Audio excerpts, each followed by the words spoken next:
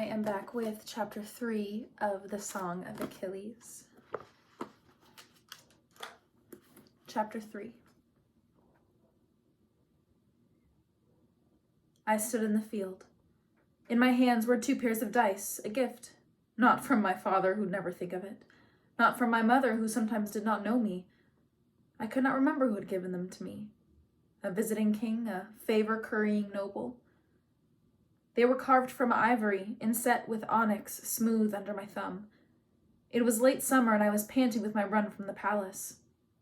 Since the days of the races, I had been appointed a man to train me in all our athletic arts, boxing, sword and spear, discus. But I had escaped him, and glowed with the giddy lightness of solitude.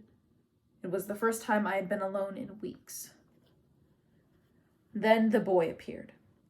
His name was Cleisonimus, and he was the son of a nobleman who was often at the palace, older, larger, and unpleasantly fleshy. His eyes had caught the flash of the dice in my palm. He leered at me, held out his hand. "Let me see them." No. I did not want his fingers on them, grubby and thick. And I was the prince, however small. Did I not even have this right? But these noble sons were used to me doing what they wished. They knew my father would not intervene. "I want them." He didn't bother to threaten me yet. I hated him for it. I should be worth threatening. "No." He stepped forward. "Let me have them." "They're mine." I grew teeth. I snapped like the dogs who fight for our table scraps. He reached to take them, and I shoved him backwards. He stumbled, and I was glad. He would not get what was mine. "Hey!" He was angry. I was so small, I was rumored to be simple. If he backed down now, it would be a dishonor. He advanced on me, face red. Without meaning to, I stepped back. He smirked then. "Coward." "I am no coward." My voice rose and my skin went hot. "Your father thinks you are." His words were deliberate, as if he were savoring them. "I heard him tell my father so." "He did not." But I knew he had. The boy stepped closer. He lifted a fist. "Are you calling me a liar?" I knew that he would hit me now. He was just waiting for an excuse. I could imagine the way my father would have said it. Coward. I planted my hands on his chest and shoved as hard as I could.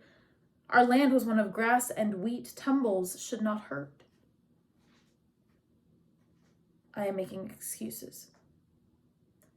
It was also a land of rocks. His head thudded dully against stone, and I saw the surprised pop of his eyes. The ground around him began to bleed.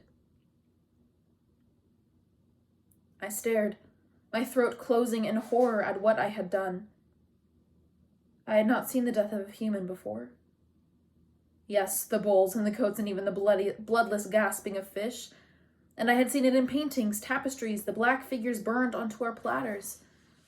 But I had not seen this. The rattle of it, the choke and scrabble, the smell of the flux. I fled. Sometime later, they found me by the gnarled ankles of an olive tree. I was limp and pale, surrounded by my own vomit. The dice were gone, lost in my flight. My father stared down angrily at me, his lips drawn back to show his yellowing teeth. He gestured, and the servants lifted me and carried me inside. The boy's family demanded immediate exile or death. They were powerful, and this was their eldest son. They might permit a king to burn their fields or rape their daughters as long as payment was made. But you did not touch a man's sons. For this, the nobles would riot. We all knew the rules. We clung to them to avoid the anarchy that was always a hair's breadth away. Blood feud. The servants made the sign against evil. My father had spent his life scrabbling to keep his kingdom, and would not risk losing it over such a son as me, when the heirs and the wombs that bore them were so easy to come by. So he agreed. I would be exiled and fostered in another man's kingdom. In exchange for my weight in gold, they would rear me to manhood. I would have no parents, no family name, no inheritance. In our day, death was preferable, but my father was a practical man. My weight in gold was less than the expense of the lavish funeral my death would have demanded. This was how I came to be 10 and an orphan. This is how I came to Thea. By the way, it's spelled Phthia. Tiny, gemstone-sized Thea was the smallest of our countries, set in a northern crook of land between the ridges of Mount Othrys and the sea. Its king, Peleus, was one of those men whom the gods love, not divine himself, but clever, brave, handsome, and excelling all his peers in piety. As a reward, our divinities offered him a sea nymph for a wife. It was considered their highest honor. After all, what mortal would not want to bed a goddess and sire a son from her? Divine blood purified our muddy race, bred heroes from dust and clay, and this goddess brought a greater promise still. The fates had foretold that her son would far surpass his father. Peleus's line would be assured. But, like all the gods' gift, there was an edge to it. The goddess herself was unwilling. Everyone, even I, had heard the story of Thetis' ravishment. The gods had led Peleus to the secret place where she liked to sit upon the beach. They had warned him not to waste time with overtures. She would never consent to marriage with a mortal. They warned him, too, of what would come once he had caught her. For the nymph Thetis was wily, like her father Proteus, the slippery old man of the sea, and she knew how to make her skin flow into 1,000 different shapes of fur and feather and flesh. And though beaks and claws and teeth and coils and stinging tails would flay him, still Peleus must not let her go. Peleus was a pious and obedient man, and did all that the gods had instructed him to do. He waited for her to emerge from the slate-colored waves, hair black and long as a horse's tail. Then he seized her, holding on despite her violent struggles, squeezing until they were both exhausted, breathless, and sand-scraped. The blood from the wounds she had given him mixed with the smears of lost maidenhead on her thighs. Her resistance mattered no longer.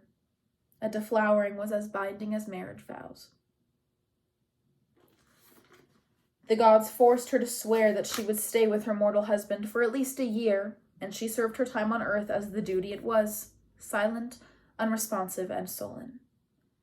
Now, when he clasped her, she did not bother to writhe and twist in protest. Instead, she lay stiff and silent, damp and chilled as an old fish.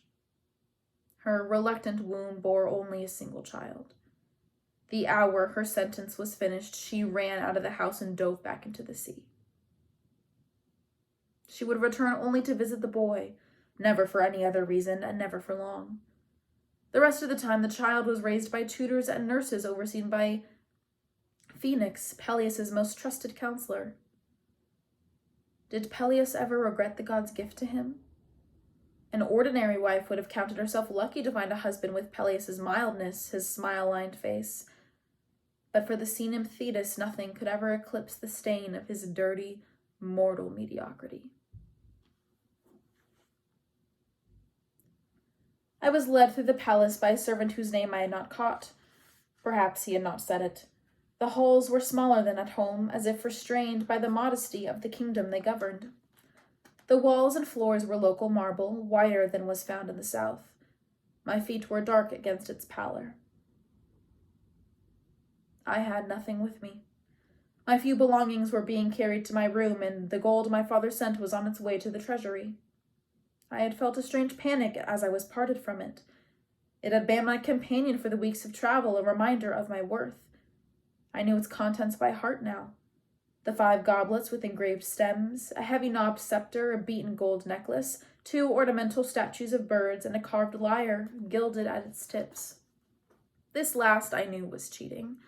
Wood was cheap and plentiful and heavy and took up space that should have been used for gold. Yet the lyre was so beautiful no one could object to it. It had been a piece of my mother's dowry. As we rode, I would reach back into my saddlebags to stroke the polished wood. I guessed that I was being led to the throne room, where I would kneel and pour out my gratitude. But the servant stopped suddenly at a side door. King Peleus was absent, he told me, so I would present myself before his son instead. I was unnerved. This was not what I had prepared myself for, the dutiful words I'd practiced on donkey back. Peleus's son? I could still remember the dark wreath against his bright hair, the way his pink soles had flashed along the track. That is what a son should be. He was lying on his back on a wide, pillowed bench, balancing a lyre on his stomach. Idly he plucked at it.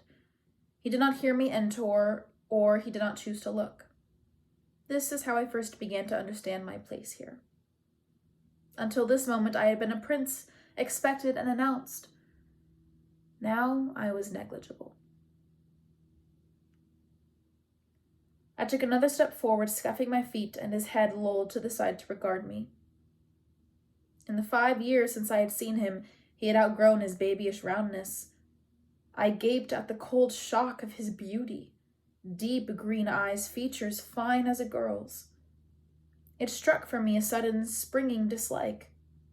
I had not changed so much nor so well. He yawned, his eyes heavy-lidded. What's your name? His kingdom was half, a quarter, an eighth the size of my father's, and I had killed a boy and been exiled, and still he did not know me. I ground my jaw shut and would not speak. He asked again louder, What's your name? My silence was excusable the first time. Perhaps I had not heard him. Now it was not. Patroclus. It was the name my father had given me, hopefully but injudiciously at my birth, and it tasted of bitterness on my tongue. Honor of the father, it meant.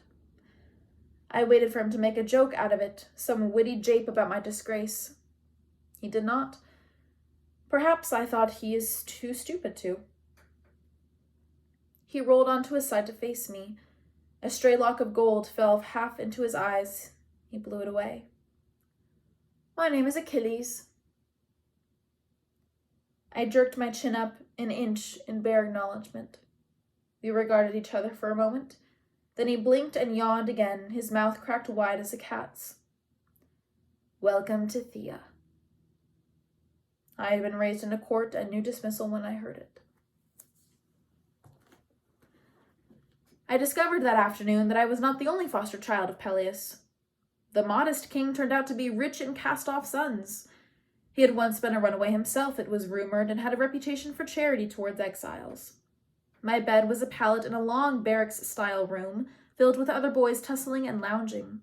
A servant showed me where my things had been put. A few boys lifted their heads, stared.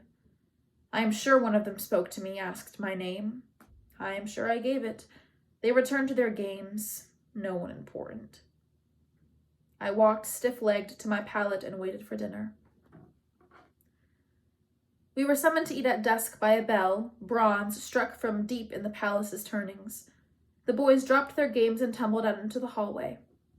The complex was built like a rabbit warren, full of twisting corridors and sudden inner rooms. I nearly tripped over the heels of the boy in front of me, fearful of getting left behind and lost.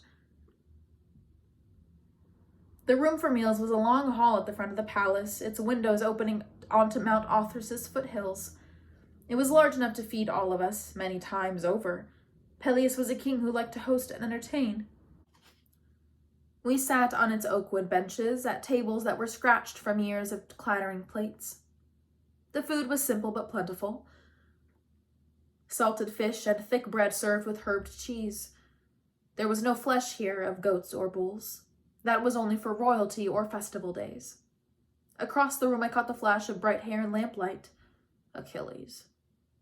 He sat with a group of boys whose mouths were wide with laughter at something he'd said or done. That is what a prince should be. I stared down at my bread, its coarse grains that rubbed rough against my fingers.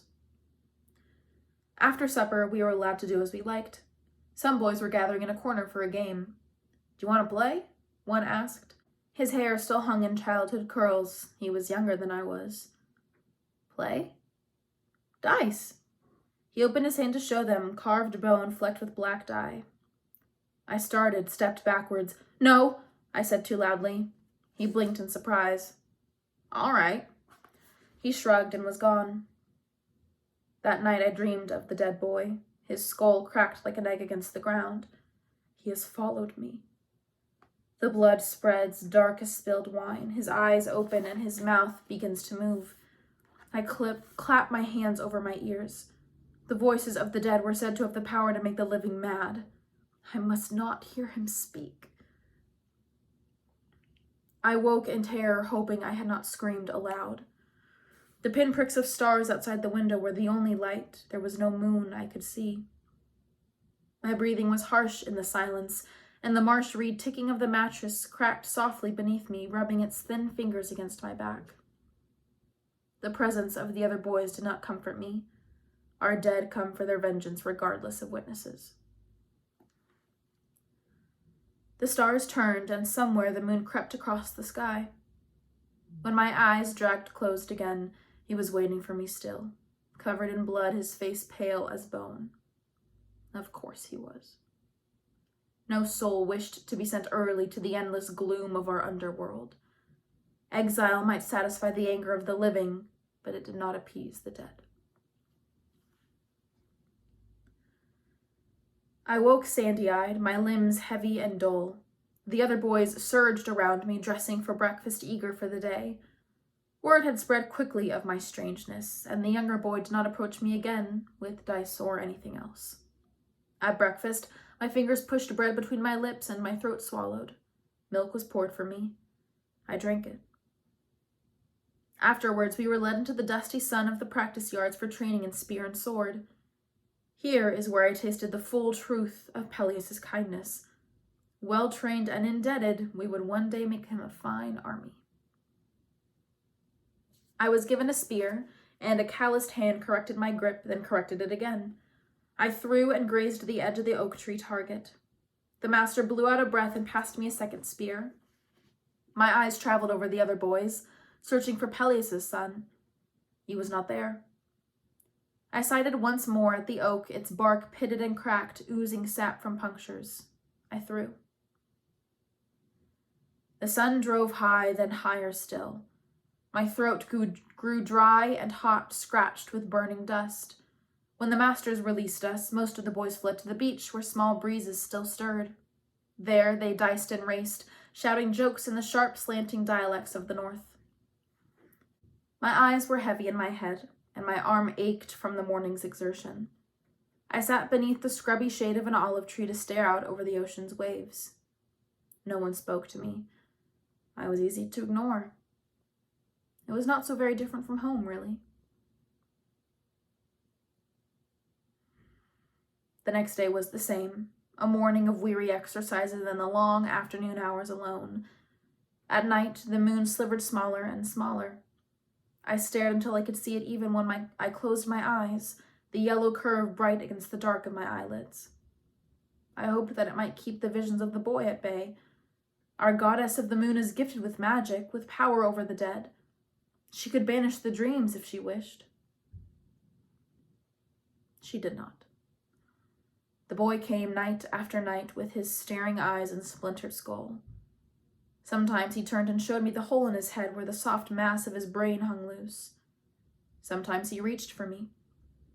I would wake choking on my own horror and stare at the darkness until dawn. That's the end of the chapter.